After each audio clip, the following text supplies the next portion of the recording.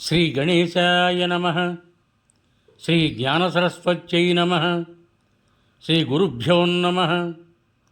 శ్రీ మహాగాయత్రీమాత్రే నమః. శ్రీ మహాగాయత్రీమాత యూట్యూబ్ ఛానల్కు అందరికీ స్వాగతం. ఆహ్వానించువారు కాశీవజ్ర సుబ్రహ్మణ్య శర్మ, నిడదవోలు. కురుమద్దాలి పిచ్చమ్మ అవధూత ద్వితీయ భాగము కొనసాగింపు. భాగ్యమ్మ చావుతో పిచ్చమ్మలోని ఆవేదనంతా కన్నుల వెంట గంగాయమునుడై పారింది. ఆమె పూర్వజన్మలో కనపడిన యోగాన్ని గురుపేక్ష లేకుండా సాధన చేసింది.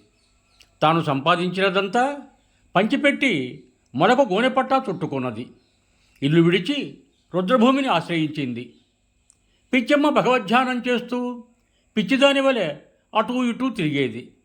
నిరంతరం రామనామము, హనుమన్నామము చేస్తూ నిరాహారంగా శ్మశానంలో, పుల్లేటి గట్టున, లక్కావజ్జల వారి తోటలో, ఎండల్లో, వానల్లో, చలిలో నిరాచ్ఛాదంగా తిరిగేది. ఆమెను పాములు, క్రూరసత్వాలు అంటలేదు. ఇన్నాళ్ళు భాగ్యం కోసం ఏడ్చిన పిచ్చమ్మ భగవంతుడి కోసం ఏడవసాగింది. హృదయపీఠంపై పరమాత్మని ప్రతిష్ఠించి కన్నీళ్ల పాద్యమిచ్చి అర్ధరాత్రి ఒక గుడిసెలో ఏడుస్తున్న పిచ్చమ్మ వద్దకు ఒక గోసాయి వచ్చి అనునయించి ఆదరించి కన్నీరు తుడిచి ఏమో ఉపదేశించి పోయినాడు. ఆమె బయటికి వచ్చి చూస్తే గోసాయి కనపడలేదు. తన ఆరాధ్యదైవం శ్రీరామచంద్రుడే ఆ రూపంలో వచ్చిపోయినాడనుకున్నది పిచ్చమ్మ. భగవదాదేశం ప్రకారం ఆమె తోటి మానవుల దుఃఖ నివారణ కోసం తపనపడనారంభించింది. ఆ తపనలోనే, ఆ దుఃఖంలోనే ఆమెకు జ్ఞానసిద్ధి కలిగింది. కురుమద్దాలిలోనూ పరిసర గ్రామాల్లోనూ తిరుగుతూ భక్తులు పాడే త్యాగరాజు, రామదాసు కృతులు, వేమన పద్యాలు, బ్రహ్మంగారి తత్వాలు, మొవ్వగోపాల పదాలు, సిద్ధప్ప కీర్తనలు వింటూ పరవశించే పిచ్చమ్మకు అవి కంఠగతమైనాయి. ఆకులలములు, ఒండ్రుమట్టి, శ్మశానంలోని బూడిద పిచ్చమ్మకు ఆహారం. స్త్రీ కనుక మొలకు గోనెపట్ట ఆచ్ఛాదం. అడవులు, పరిసర గ్రామాలు, పొలిమేరలు ఆమెకు సంచార భూములు. ఆమెకు శరీరాభిమానం పోయింది. ఆమె అవధూత అయింది. అయిన వాళ్లంతా ఆమెకు పిచ్చి బాగా ముదిరిందని ఆశ వదులుకున్నారు. ఆమె ఏకాంతంగా ఉన్నప్పుడు కాలసర్పాలు వచ్చి పడగలు విప్పి ఆడుతుండటం చూచిన వాళ్ళు ఆమెను మహాత్మురాలని గుర్తించారు. అమ్మ పిచ్చిదని పశువులు కాచే పిల్లలు రాళ్లు విసిరేవారు. అమ్మ ప్రేమతో సహించేది. ఒకసారి ఎంత వారించినా రాళ్ళు రువ్వే ఒక కుర్రను చూచి, ఒరే కుర్రా, రాళ్ళు విసరకురా, చేతులు బొబ్బలెక్కుతాయి అన్నది. నిజంగానే అతని చేతులకు బొబ్బలైనాయి. వాడు ఏడుస్తూ ఇంటికి పరుగెత్తి తల్లిదండ్రులకు చేతులు చూపించి ఏడ్చినాడు. కారణం గ్రహించిన ఆ తల్లిదండ్రులు లబోదీబోమంటూ వచ్చి అమ్మ కాళ్లపై పడ్డారు. పోతాయి పోరా అన్నది కరుణాసింధు పిచ్చమ్మ తల్లి. వెంటనే బొబ్బలు పోయాయి. ఇట్లాగే ఒక కుర్రబానికి అమ్మ ఆగ్రహంతో కళ్ళు పోవటము, అనుగ్రహంతో తిరిగి రావటము జరిగింది. దానితో కురుమద్దాలి జనుల కళ్ళు తెరుచుకున్నాయి. అమ్మ శక్తిని గుర్తించిన వారు ఒక కుటీరం నిర్మించి బతిమాలి ఆమెను అందులో ప్రవేశపెట్టినారు.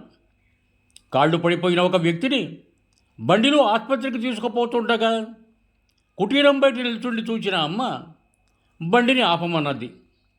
వాళ్ళు ఆపకుండా పోతుంటే అమ్మ వెంటబడి బండిలోని రోగిని కిందికి దింపి వీపై చేయి వేసి ఇంటికి పోరా అన్నది. అతడు హాయిగా ఇంటికి నడిచిపోయినాడు. సదా రామనామం చేసే పిచ్చమ్మ రామావధూత పిచ్చమ్మగా ప్రసిద్ధికెక్కింది. అమ్మ సన్నిధికి వచ్చేవారి సంఖ్య దినదినం పెరిగింది.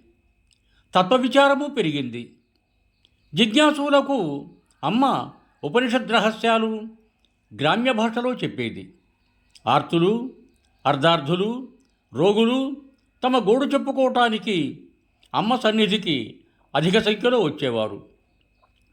అమ్మ ఒకరిని చూచి నీ పని అవుతుంది పో అనేది.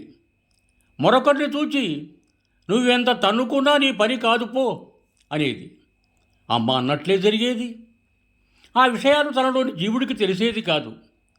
రాముడేది పలికిస్తే అదే పలుకుతాడు ఈ జీవుడు అనేది.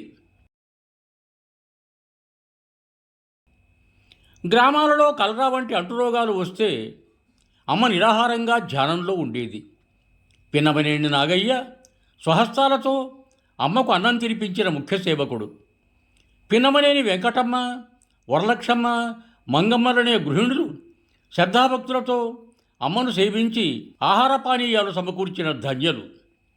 అమ్మ శరీరం నుండి జ్ఞానాగ్ని, యోగాగ్ని, సెగలు పొగలు వెడలుతుంటే వెంకటమ్మ, వరలక్షమ్మలు కాగుల కొలది నీళ్లు ధారగా పోసి అమ్మ తాపం చల్లార్చిన చల్లని తల్లులు. అమ్మ తన ధ్యానావస్థలోని అనుభవాలను అప్పుడప్పుడు వారికి వినిపించేది. దశావతారాలలో కృష్ణుడు తనకు ధ్యానంలో కనిపించిన తన చిత్తం శాంతించని కారణంగా తిరస్కరించినానని చెప్పింది. భూమి ఆకాశాలు నిండిన తేజోరూప దర్శనంతో అమ్మలో బ్రహ్మానంద భావన స్థిరపడిందన్నది. అమ్మను సేవించే భక్తులు పిన్నమనేని నాగమ్మ, పిన్నమనేని రామయ్య, బాలయోగిని బుచ్చమ్మ, అన్నపూర్ణమ్మ, మంగమ్మలు అమ్మకు 1925లో ఆశ్రమం నిర్మించినారు.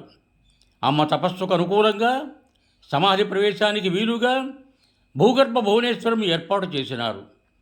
ఆశ్రమంలో ఉంటూ అమ్మ దినం విడిచి దినం సమాధిలోనికి, ప్రతి 3 దినాలకు మౌనంలోనికి పోయేవారు.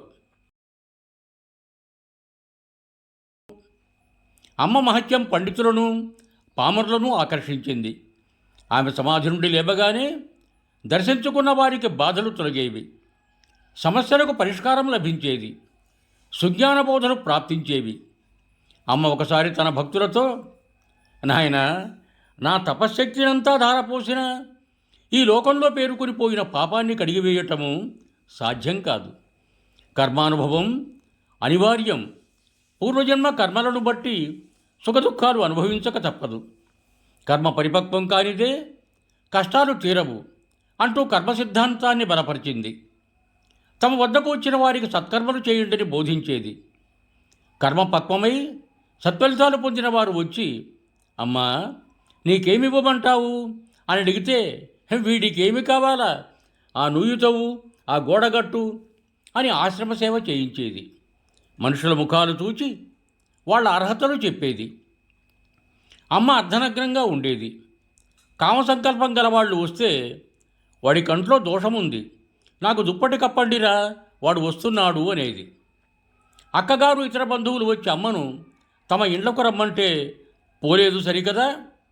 వీడు మంచి మార్గంలో ఉన్నాడు, మీరు కూడా మాయను వదిలి మంచి మార్గంలోనికి రండి, మీ లోకం వేరు, వీడి లోకం వేరు అన్నది.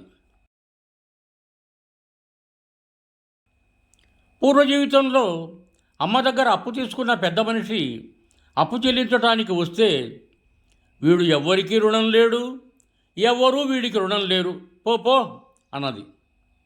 ఒకసారి సనాతనప్రాయణుడైన బ్రాహ్మణుడు అమ్మ దర్శనానికి వచ్చి, అమ్మ మాలది కనుక దూరంగా నిలిచి మాట్లాడుతున్నాడు. అమ్మ, ఒడికిన నూలుపోగులు మెడలో వేసుకొని గొప్ప కులం వాడినని భ్రమపడుతున్నావు, వడకని పోగులు నీలో ఉన్నాయి, వెతికి చూసుకో అన్నది. ఛాందస బ్రాహ్మణులతో మీకు ఆచారం ఉంది, మలినం పోలేదు, దూరంగా ఉండి దండం పెట్టుకుపోండి అనేది. రామనామము మాల, నీ నామము మాల, ఇందులో ఏది మాల అని ప్రశ్నించేది. సశేషం ఇవం భూయాత్. సర్వే జనా సుఖినో భవంతు. ధన్యవాదములు.